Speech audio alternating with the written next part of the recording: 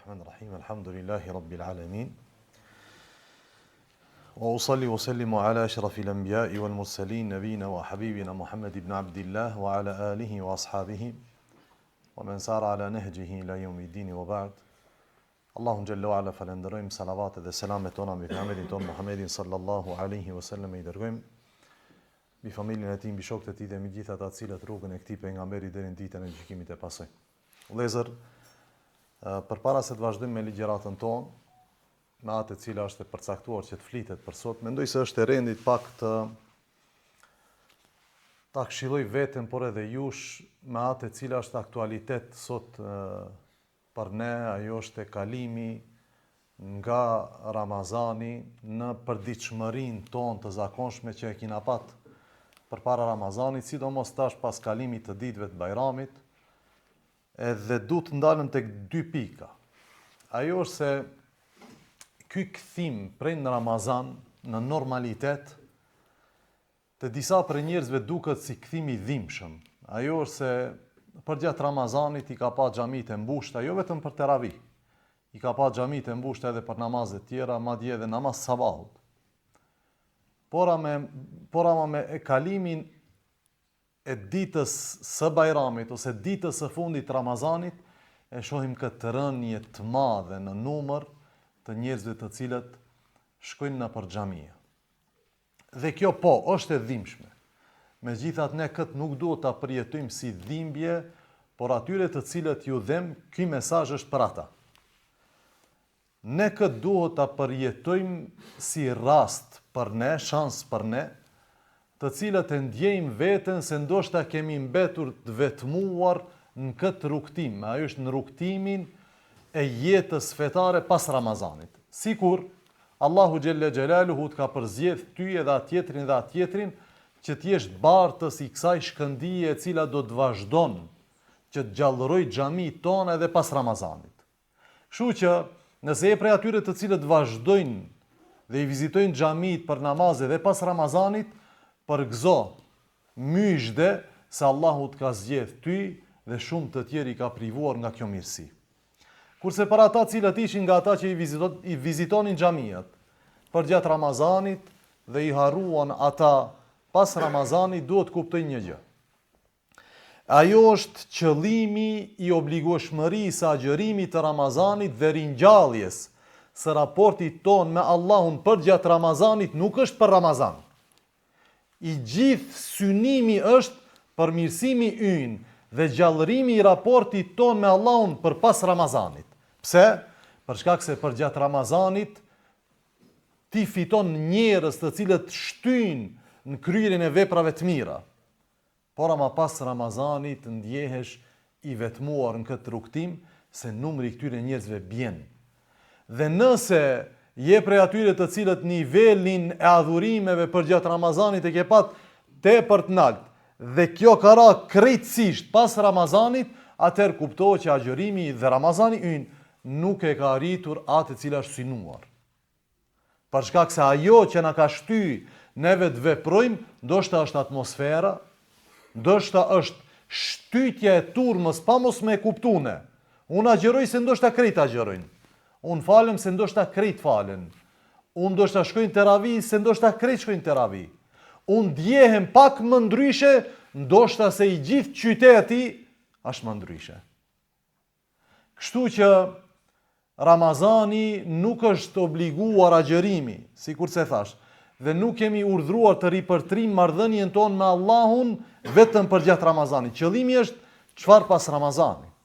Ky është qëllimi. Kjo është poenta e agjërimit Ramazanit. La'allakum tattaqun, që ju të bëni devotshëm jo përgjatë Ramazanit, nga se devotshmëria përgjatë Ramazanit është relativisht e lehtë, se shumica e njerëzve shfaqin elemente të devotshmërisë gjatë Ramazanit. Devotshmëria është e vështirë kur njerëzit largohen prej saj.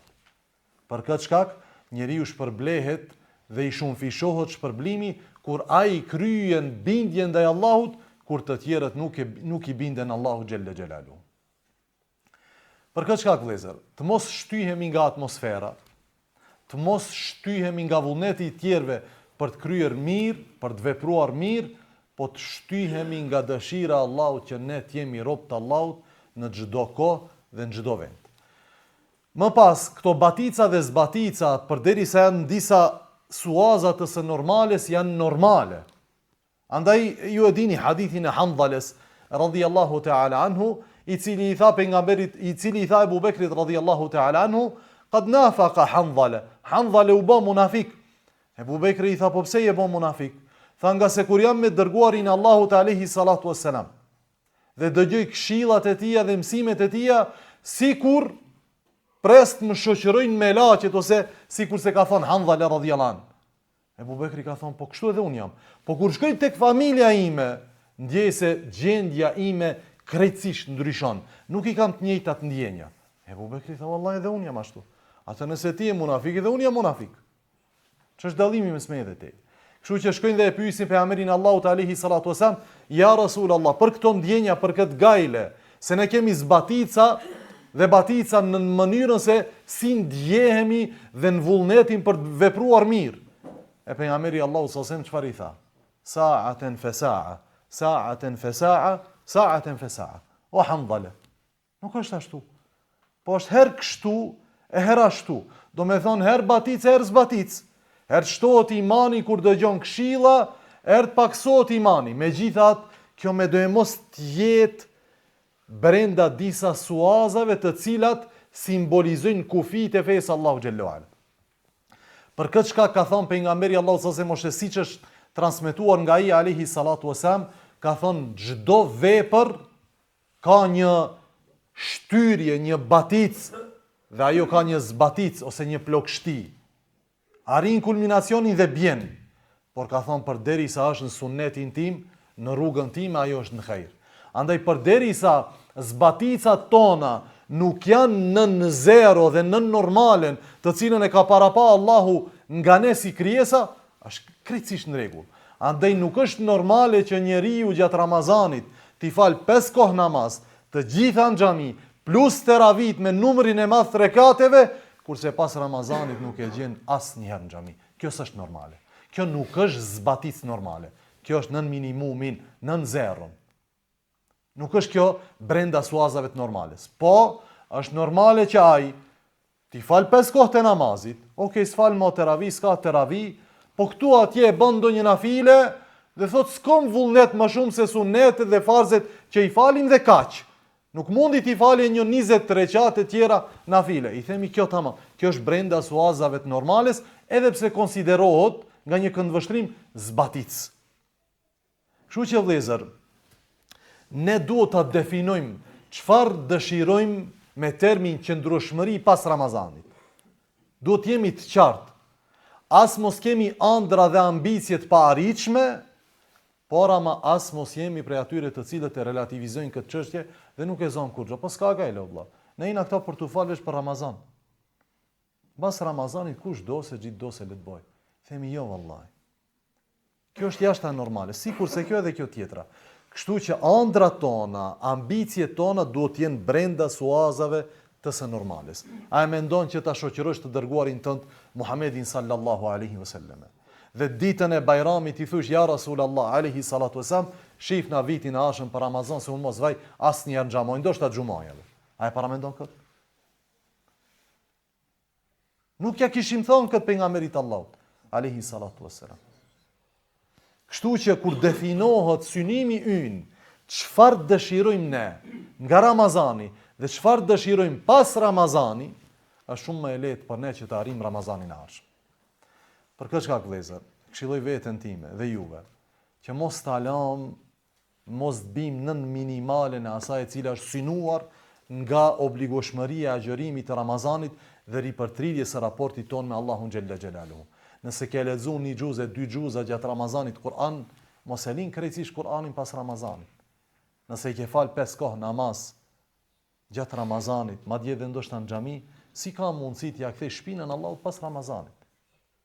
Andaj zbon të bim nën këtë minimum. Duhet që t'jemi realist dhe ta dim çfarë lyp Allahu xhella xhelaluhu prej nesh. Unë nuk du me thonë t'u arrëndoj muhabetin, po thjesht t'jemi realist se çfarë është arritur për gjatë një muaji të plot adhurim dhe përkushtim ndaj Allahu xhallahu ala dhe çfarë na ka ik. Nëse na ka ik diçka të kthehemi në veten tonë dhe të lutim Allahun që Allahu të na jep qëndrueshmëri. Edhe pse qëndrueshmëria gjatë Ramazanit dhe pas Ramazanit dhe në jetën tonë është dhuntia Allahu xhallahu ala. Kujt don Allahu ja jep dhe kujt nuk don nuk ja jep xhallahu xhelalu. Lut Allahun që Allahu të na forcon të gjithëve. Kthehemi në temën tonë vëllezër. Ajo është për ata të cilët i kanë ndjekur ligjëratat, e dinë që kemi mbet në një pjesë prej pjesëve më prekse të marrëveshjes së Hudejbijës. Ne treguam që Suhejl ibn Amri erdhi tek i dërguari Allahut alayhi salatu wasalam si kryet delegati i Qurejshve, që ai të negocion me dërguarin Allahut sallallahu alaihi wasallam për këtë situatë të re, e cila ishte krijuar pas vonesës së Uthmanit në Mekë dhe pas besatimit të cilin i dhan sahabët pejgamberit Allahut alayhi salatu wasalam, që ata të shkojnë dhe të luftojnë bashkë me pejgamberin Allahut sallallahu alaihi wasallam për ta nxjerrë Uthmanin nga kidnapimi ose pa për ta marrë hakun të cilin ua kishin ndaluar Qurejshët muslimanëve. Kështu që gjatë negociatave ne përmendëm disa kushte të cilat i kishte përmend Suhejl ibn Amri dhe të cilat i kishte pranuar i dërguari Allahut sallallahu alaihi wasallam me të vetmin qëllim që të parandalohet gjagderdhja përreth Qabes.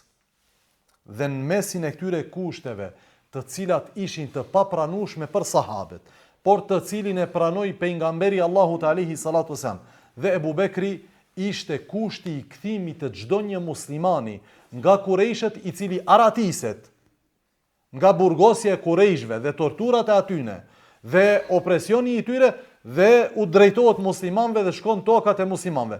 Kur të vjen ai tek muslimanët, sipas kushtit që ishte marrëveshjen e Hudejbijës, muslimanët ishin të obliguar që këtë musliman ta kthejnë te Qurejshët.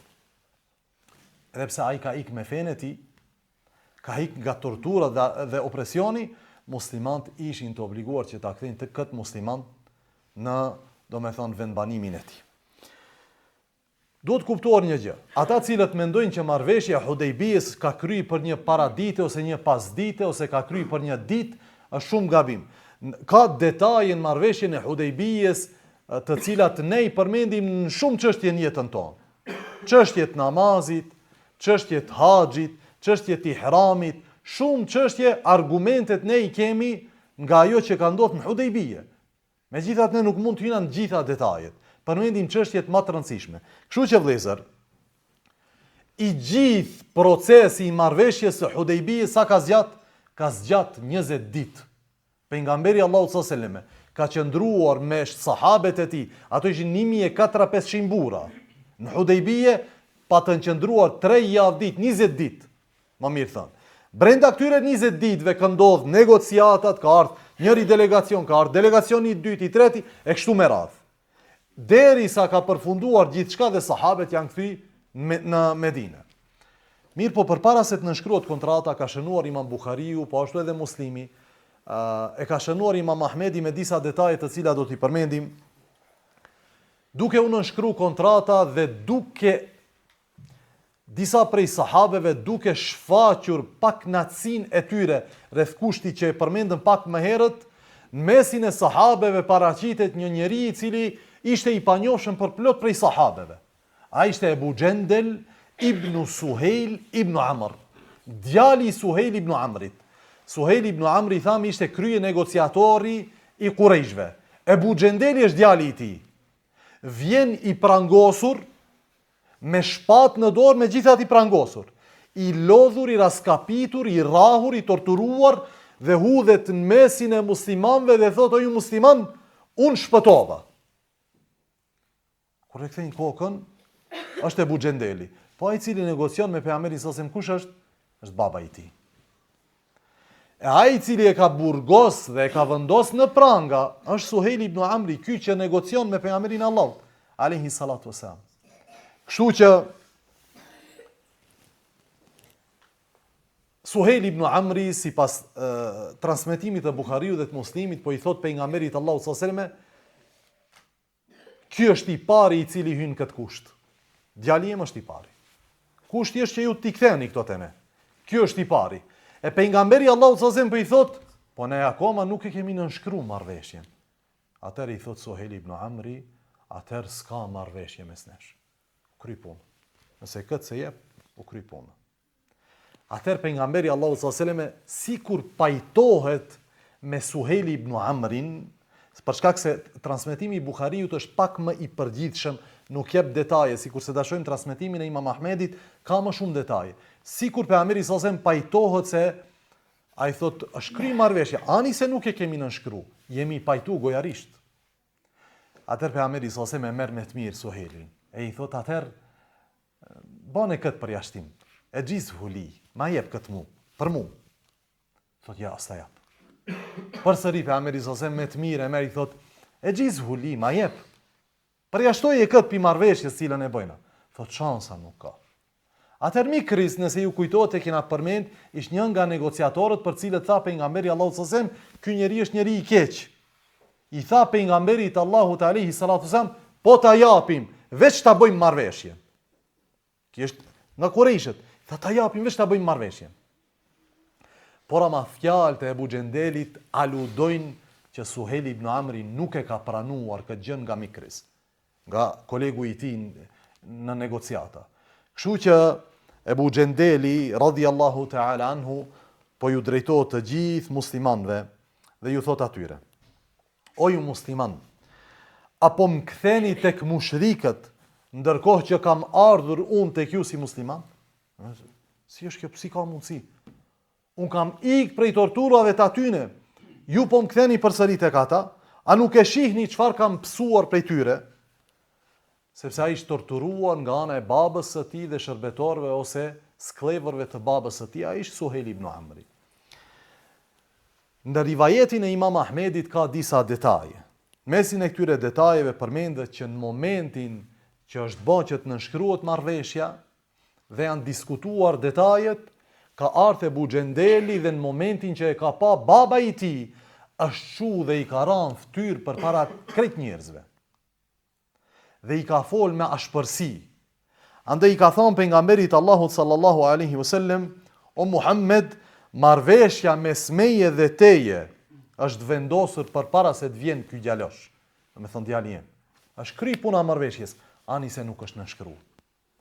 E pejgamberi Allahut sallallahu alaihi wasallam i thot, sadakt. Të vërtetën e ke thonë. Është kry marrëveshje. Ani se asnjëri se ka vënë shkrim. Atëherë Ebu Gjendeli thret me zot lart dhe thot, a do të më ktheni tek mushrikët, të cilët do të më sprovojnë mua në fejen time?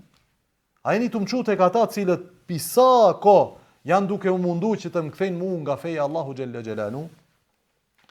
Atëherë te sahabët është duk një lloj shqetësimi dhe dëshire tek disa që të shfaqin një lloj, më thojza, rebelimi për këtë marrëveshje e cila është bë. Po ka fol pejgamberi Allahu sallallahu alaihi wasallam dhe ka thonë: o Ebu Gjendel, isbir wahtesib, o Ebu Gjendel, bon sabër dhe shpreso shpërblim tek Allahu xhella xhelalu. E ndonjëherë vlla, urdhri Allahut në diçka në jetën tënde ku nuk e sheh rezultatin, ka nevojë për këtë porosit pejgamberit Allahu sallallahu alaihi wasallam. Ti ke bë dua për diçka një kohë gjatë, o Allah, largoma këtë send, po nuk është largu. Ose ke lyp diçka prej Allahut tënd dhe Allahu nuk ta ka sjell. Ose diçka ka qenë si sprov në fejen tënde, ose dikush ka qenë sprov në fejen tënde dhe nuk është largu. E ti ke thonë, o Allah, ma largo këtë gjë, se kjo më sprovon fejen time. Ndonjëherë kemi nevojë për këtë këshill pejgamberit Allahu sallallahu alaihi wasallam. Isbir wahtesib, bon sabër dhe shpreso shpërblim tek Allahu xhallahu ala. Çka i thot pejgamberi sallallahu alaihi wasallam? Mendoj kjo është hyrja gjërave cilat do t'i thot pejgamberi Allahu sallallahu alaihi wasallam. Gjëja e parë është sabër. Nga se nuk arrihen gjërat madhështore pa sabër. Pa sabër, vëllezër, nuk ka asgjë. Gjëja më e thjesht don sabër. Madje kur shkon në restoran të mirë, ku i thon anglisht ka fancy food, e kur shkon në fast food i t'jep ushqim të shpejt, por nuk është i cilësisë së ushqimit të restoranit që është fancy. Andaj atje duhet të presish dhe të pish di shishe ujë përpara se të vjen ushqimi, këtu për 5 minuta ta servon ushqimin. Varësisht prej sabrit vjen edhe shpërblimi. E pejgamberi Allahu sallallahu po i thotë Ebu Xhendelit isbir wahtesib. Nga se Allahu xhallahu ala do të bën ty dhe atyre që janë si ti në Mekë shpëtim dhe rrugdalje. Ai i bindur në atë që ka premtuar Allahu për besimtarët, dije se Allahu për ty dhe ata që janë si ti, nga se Ebu Xhendeli nuk ishte i vetëm. Se ai kishte tjerë. E pejgamberi sallallahu po ja rikujton këtë gjë, nuk je i vetëm këtë rrugë. A mendon se rrugtimi yt i dhimbshëm drejt Allahut dhe drejt xheneteve është duke qenë i vetëm? Jo, si e vetë. Në rrugtimin tënd drejt Allahut ka të tjerë, të cilët shoqërojnë, pa marrë parasysh dhimbjeve. Andaj thot Allahu do të bëm për ju shpëtim edhe rrugdalje. Thot ne kemi bën marrëveshje me këtë popull, me Qurayshët. Ne kemi bën marrëveshje. Ua kemi dhënë fjalën atyre dhe ata na kanë dhënë fjalën e tyre. Kurse ne nuk do t'i tradhtojmë ata. Sikur i thot pejgamberi sallallahu alajhi wasallam Abu Xhendelit, a e kupton ti rëndësinë e fjalës tonë? A beson që Allahu është Zoti vetëm që meriton të adhurohet dhe unë jam pejgamberi i tij? A e kupton fjalën e rëndë tonë? Kurse ne thot nuk i tradhtojmë.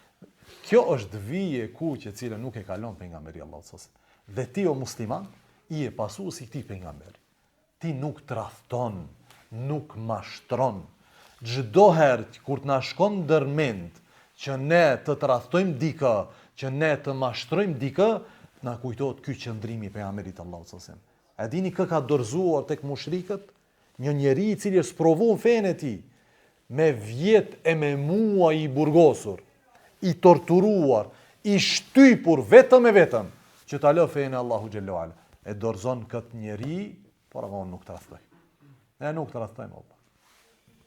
Në këtë situatë, afrohet Umar ibn al-Khattabi radhiyallahu anhu. Nga se situata nuk i konvenon, nuk i pëlqen as pak. Dhe sikur don të bëje diçka e cila është pak më ndryshe nga ajo që banin sahabët tjerë. Nga se sikur se dashojnë. Omeri ishte më i zëshmi që ishte opozitar i kësaj marrëveshjeje.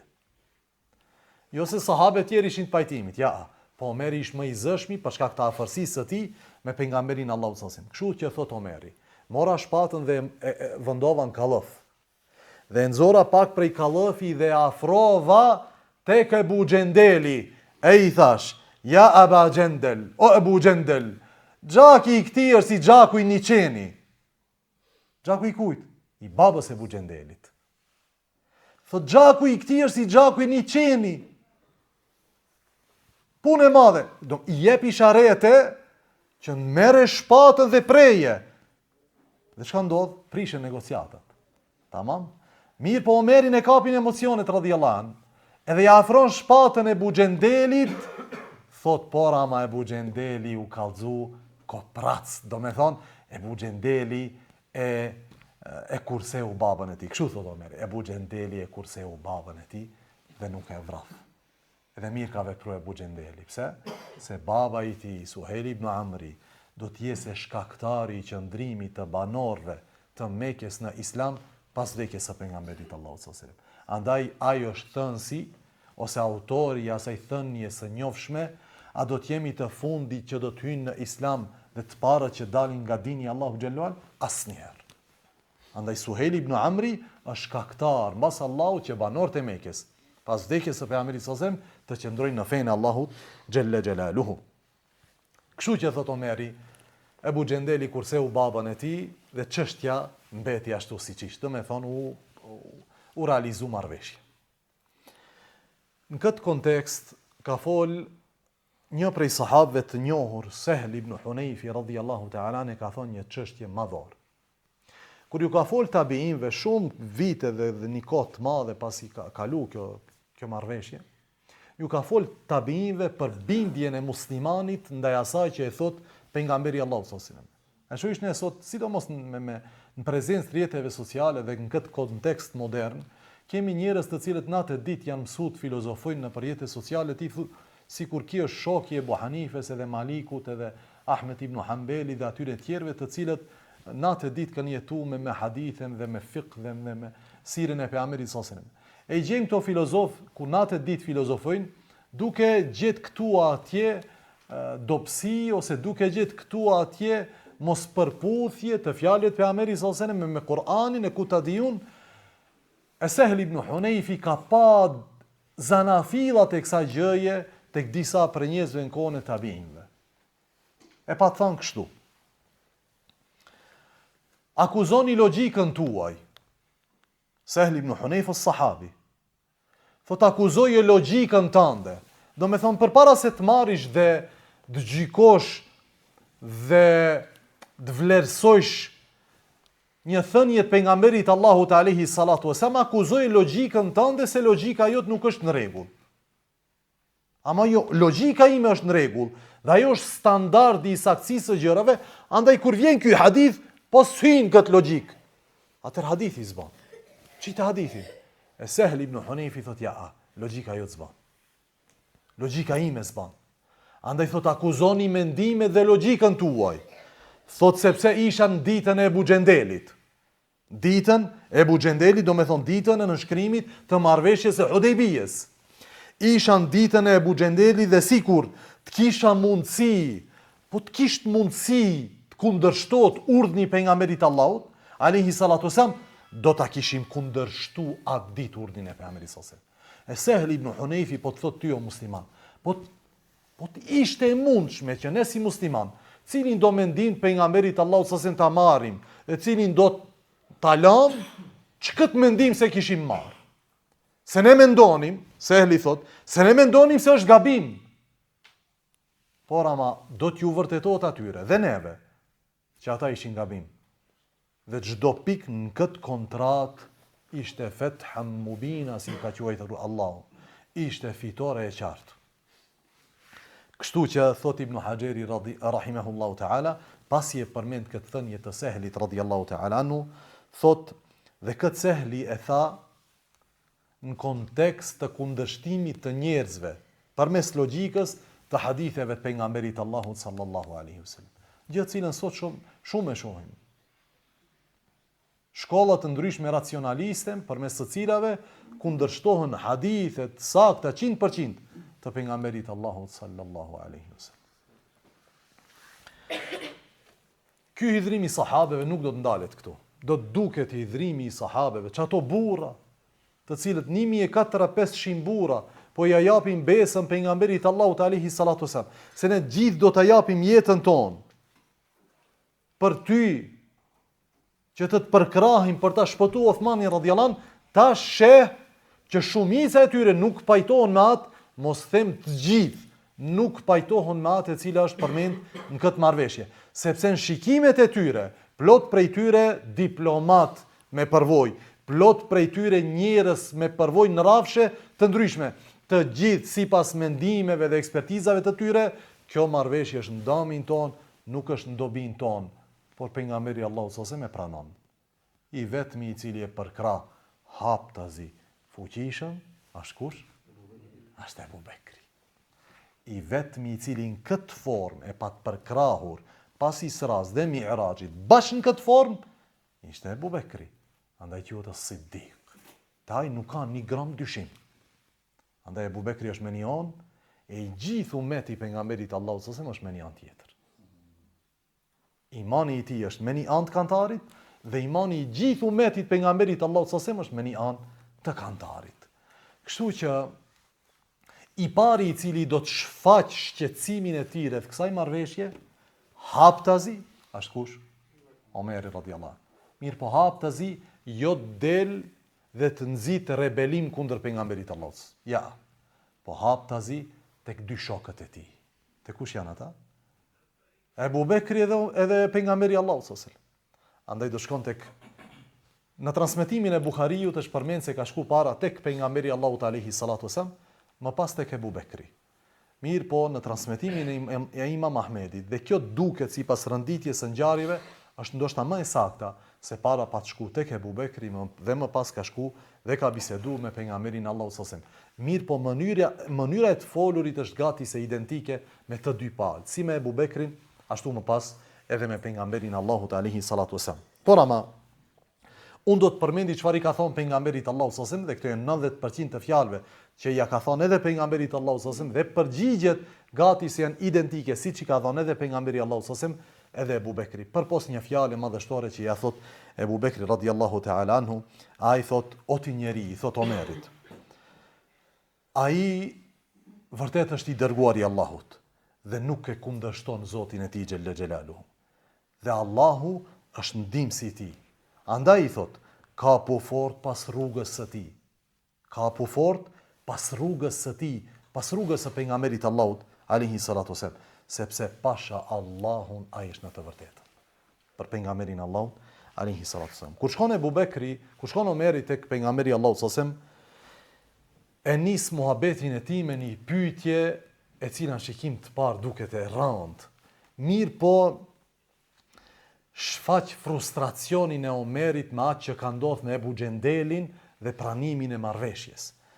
Andaj i thot, ja Rasulullah, a nuk je ti me të vërtet i dërguar i Allahut? E pejgamberi sallallahu alaihi wasallam i thot, po, unë jam i dërguar i Allahut. E i thot Omeri, a nuk jemi në hak e armiku jon në të kot, në batil? A i thot, po, ne jemi në hak, ato janë batil. Thot, po pse atëherë pranojmë poshtrim në fenë tonë? Pse ta pranojmë këtë gjë? Pse ne pranojmë poshtrim në fenë tonë? Tash pejgamberi Allahu sallallahu alaihi wasallam nuk flet me argument logjik se e kupton se tashmë Omeri logjikisht nuk kupton. S'ka nevojë për argumentim logjik. Argumentimi është ndryshe. Thot kështu: o Omer, unë jam i dërguar i Allahut. Dhe kjo është nisje ose si hyrje për atë që e thot pak më vonë. Unë jam i dërguar i Allahut.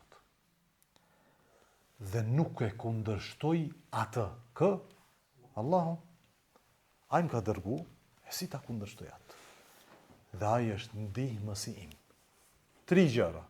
I dërguar i Allahut që nuk e kundërshton Zotin e tij, i vjen se kjo që ka ndodhur nuk është mendimi im, është mendimi i Allahut xhallahu ala. Dhe i vjen se realizimi i kësaj nuk është me fuqinë dhe ndihmën time, po me fuqinë dhe ndihmën e tij xhallahu xhelalu. Andaj a e kuptove, nuk e kuptove, është punë tjetër. Po thot Omeri radhiyallahu ta'ala an, ja Rasulullah, vazhdon me emocion edhe me pak logjik. Ja Rasulullah, a nuk na tha që ne do të bëjmë umre dhe do të hyjmë në Kabe të sigurt? Omeri referohet një ëndre që e ka pa pejgamberi Allahut alayhi salatu wasalam, ai është pa në ëndër që ai do të hyjë në Mekë me sahabët e tij dhe do të bën tavaf. Madje Allahu e ka përmend këtë ëndrën, ka thonë që Allahu e realizoi premtimin ndaj të dërguarit të tij që do të hyjnë në Mekë, aminin të sigurt, muhalliqin ru'usakum wa muqassirin, me kokë të ruara dhe flokë të shkurtuar. E Omeri po i thot, ja Rasulullah, a nuk na tha që do të bëjmë tavaf dhe do të shkurtojmë flokët e ruajmë kokët? E Omeri sallallahu alaihi wasallam i thot, po, thash. Po a thash se tash do të bëhet kjo? A thash se si mjet? Ne kemi marrë sebepin për ta bërë këtë. Dhe ne do të hyjmë. Dhe këtu duket bindja e pejgamberit Allahut sallallahu alaihi wasallam premtimin e Allahut. E Omeri e përshpejton ardhjen e rezultatit dhe kjo është një problem të shumë prej muslimanëve. Duam që t'i vjelim me rezultatet miniherë. Vjelja e rezultateve vëllezër don shumë sabër dhe shumë bindje në premtimet e Allahut xhallahu ala. Andaj përshpejtimi i arritjes së rezultateve shpesh e prish gjithë punën. E pejgamberi Allahu sallallahu alaihi wasallam po i thot Omerit, po atë thash se si mjet. Ne erdhëm numre, po s'u bë. Po do të hyjmë pas një dyshim. A dyshon këtë gjë? Thot Omeri radhiyallahu ta'ala anhu, i thot pejgamberi Allahu sallallahu alaihi wasallam, ti do të shkosh te Qabja dhe do të bësh tavaf rreth saj. S'ka dyshim këtë gjë. Atëherë tha Omeri radhiyallahu ta'ala an, se të njëjtën gjë e pa diskutuar me Ebu Bekrin radhiyallahu ta'ala anhu, por sikur se thamë Ebu Bekri ja tha gati se të njëjtat fjalë në mënyrë identike sikur se ja tha pejgamberi Allahut sallallahu alaihi wasallam. Pas kësaj zbriti surja El-Fath. Dhe kur zbriti surja El-Fath, pejgamberi Allahut sallallahu alaihi wasallam dërgoi dikë që t'ia lexoj Omerit. Se Omeri e dinte se është i shqetësuar ende brenda. E po i thot lexoja Omerit vetë. E vjen Omeri i thot e fethun hu, a fitore është o i dërguari Allahu? Tha po. Kjo fitore është. Ti a e kupton a se kupton? Allahu ka thënë se është fitore. Atëherë tha Omeri, mu qetësu shpirti kur tha i dërguari Allahu sallallahu alaihi wasallam, kjo është fitori. Në gjithë këtë situatë vëllezër, Omeri është ndiku edhe nga emocionet dhe ndjenjat dhe pamjet e tjerëve përreth. Megjithatë kur e pat kuptuar që kjo është e vërteta, ka ndjej pishmallëk. E pishmallëkun e tij e përshkruan kështu. Thot radhiyallahu anhu. Kam agjeruar vazhdimisht dhe kam dhënë sadaka, kam falur namaz dhe kam liruar skllëvër për shkak të asaj që e bana atë ditë. Për shkak të kësaj mënyre të folmes me të dërguarin Allahut alayhi sallam, nga frika e fjalëve që i thash atë ditë, derisa shpresova se vepra që i kom bë do të shlyejnë atë mëkat të cilin e kam bë. Sa fjalë ne i themi sot, i dhrojmë dikant, lëndojmë dikant, prishim dikë me dikë tjetër, e pik keqardhje nuk ndjejmë. Sa fjalë i themi sot, i dhrojmë Zotin ton Xhelle Xhelalu. Ndoshta askush nuk është, ka 2-3 veta, nuk kemi i dhunu askant, po kemi i dhunu Allahun ton Xhelle Ala, pik keqardhje nuk ndjejmë për këto fjalë. Sahabët me gjithë veprat e tyre, madhështore, kur e kanë kuptuar që ndonjëherë kanë tepruar muhabet, kanë ndjej keqardhje sa që me vjet i kanë kujtuar këto veprimet e tyre. Situata ka qëndru kështu. Akoma nuk ishte zbrit surja El-Feth. Dhe Allah urdhnon të dërguarin e tij sallallahu alaihi wasallam që të lirohet prej ihramave. Ju e dini që njeriu i cili hyn në ihrama, do me thonë, kur themi hyn në ihrama, e vesh petkun e ihramit, edhe bën niyetin për umre ose për haxh, duhet ta kryej ritualin. Nuk mund kur mteket moçës ihram. Si me thonë, jesh mtek dikujt e ka prish abdesin. Nuk mund ta prish abdesin. Nuk mund dale pi ihramit. Abdesi është diçka tjetër, ihrami është diçka tjetër. Andaj Allahu ka thonë, wa atimmul hajja wal umrata lillah. Kryejini deri në fund haxhin dhe umrën tuaj. Nuk mund kur të kujtohet, ta lash umrën, ta lash haxhin. Kështu që i dërguari Allahu sa se me di këtë gjë dhe Allahu urdhnon që të del prej ihramit. Për dal pi ihramit do të pritet kurban. Dhe pejgamberi Allahut alayhi salatu wassalam del dhe mbani fjalin për para sahabëve dhe ju thot atyre qumu fanharu thumma hliqu. Çohuni. Pastaj runi kokat tua dhe pritni kurbanat tuaj. Dhe pret që çohet dikush me një grup të madh të sahabeve, asnjë nuk çohet. Edhe kjo e mërzit pejgamberin Allahut. Këto nuk janë, do me thonë veç për ta kuptuar disa ditë më parë, një nga delegatët e Kurejshve, kur i përshruante sahabe, çfarë thoshte? Kur mirë të abdes, u mbyçin për ujin e abdesit të tyre. Kur urdhënonte diçka, luftonin kush prej tyre do ta zbaton urdhin e tij. E tash po ju thot atyne, çohuni, ruani kokat dhe pritni kurbanat, dhe asnjë nuk çohet, dhe kjo shumë e lëndon pejgamberin Allah alayhi salatu wasallam. Andaj hyn në tendën e tij, shatorin e vet, edhe në këtë udhtim me të ka qenë një grua madhështore, bashortja e pejgamberit Allahu sallallahu alaihi wasallam, Ummu Seleme radhiyallahu ta'ala anha. Ajo e vren pejgamberin Allahu sallallahu alaihi wasallam të pikëlluar, mahzun. E i thot, ja Rasulullah, kush problemi? I thot, ju i urdhnova ata, dhe asnjë prej tyne nuk u çu që ta zbatoj urdhën. Asnjë, hiç. Asnjë. E Seleme radhiyallahu anha bustjesht, thot, ja Rasulullah, a dëshiron që ato të çohen dhe ta zbatojnë urdhën tënd? Tha po. Tha dil, mos i fol askujt. Preje kurbanin tënd, thirrë berberin tënd, le ta ruan kokën tënde dhe do ta shohësh se të gjithë për një do të çon ta bëjnë të njëjtën. Pastaj doli pejgamberi Allahu sallallahu alaihi wasallam.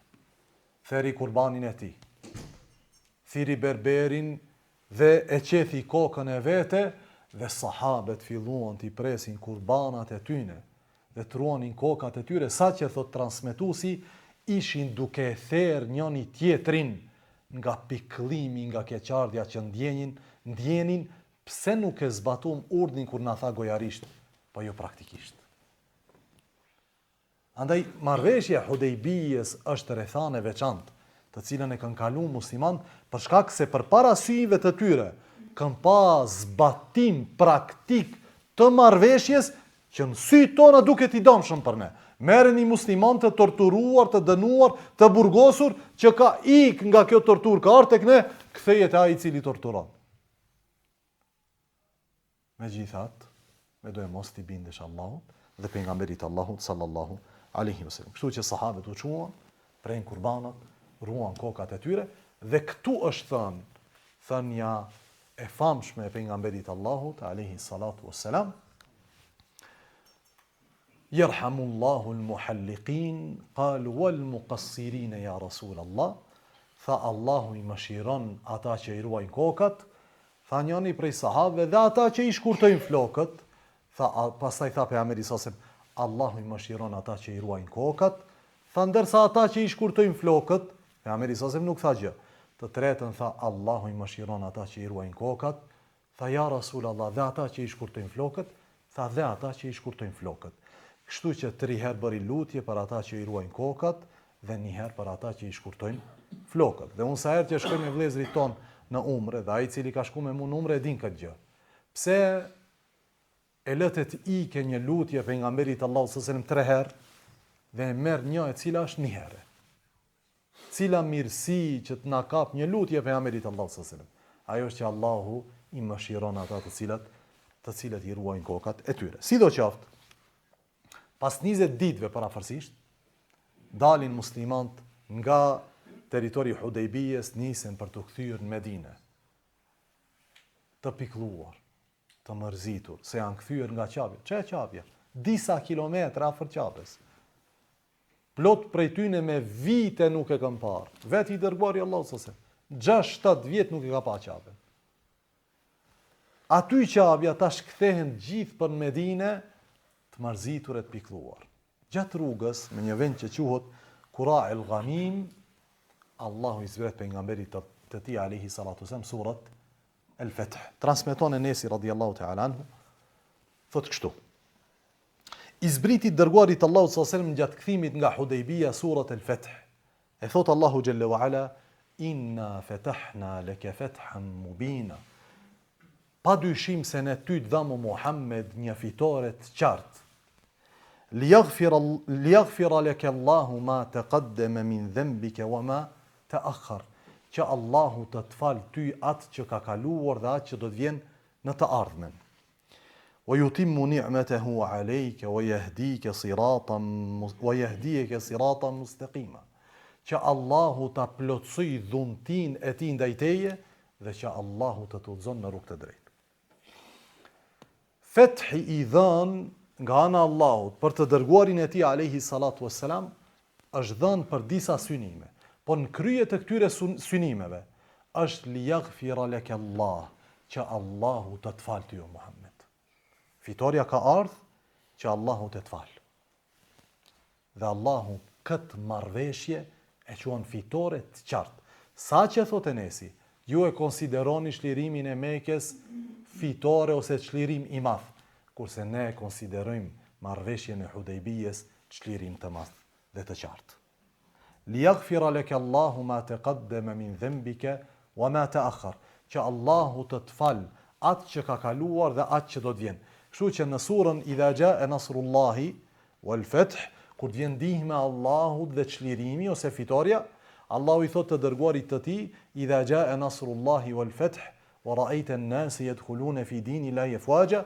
Dhe ishe njerëzit se si hyjnë në fe turma, fasabbih bihamdi rabbika wastaghfir.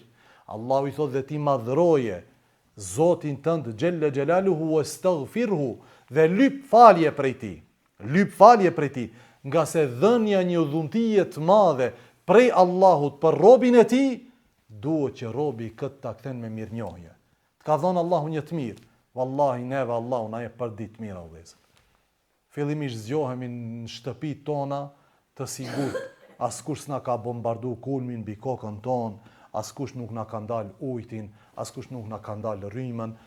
Me gjithë mira që i kemi, gjem 1000 ankesa, por harrojmë të regojmë i mirë njohës ndaj Allahut për tot mira. Fesebbih bihamdi rabbik wastaghfirhu innehu kana tawwaba. Se me të vërtetë ai është falës.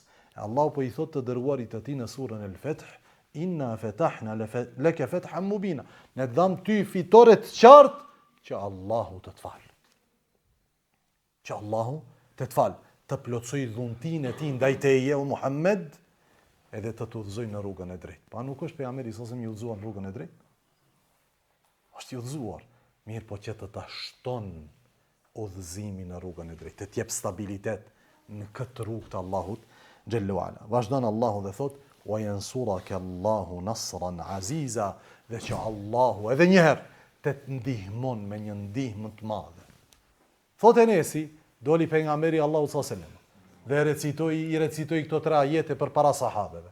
Inna fatahna laka fathan mubina liyaghfira laka Allahu ma taqaddama min dhanbika wa ma ta'akhkhar, deri në fund të ajetit 3. Dhe njëri prej sahabëve foli. Tha ja Rasulullah, lum për ty dhe urime. Allahu ka treguar që Allahu të ka dhënë ndihmë. Do me thonë ne u sigurum që kjo është fitore e madhe prej Allahut. Po me ne gjë është puna. Ne kina pat do ndjenjat përzime. Piklim, rebelim ndaj marrëveshjes. Ç'është puna me ne? Dhe Allahu i zbret pejgamberit Allahu sa në moment. Vazhdimin e ajeteve të surës El-Fath. Tha Allahu Jalla Jalaluhu: "Huwa alladhi anzala as-sakinata fi qulubi al-mu'minin liyazdadu imanan ma'a imanihim."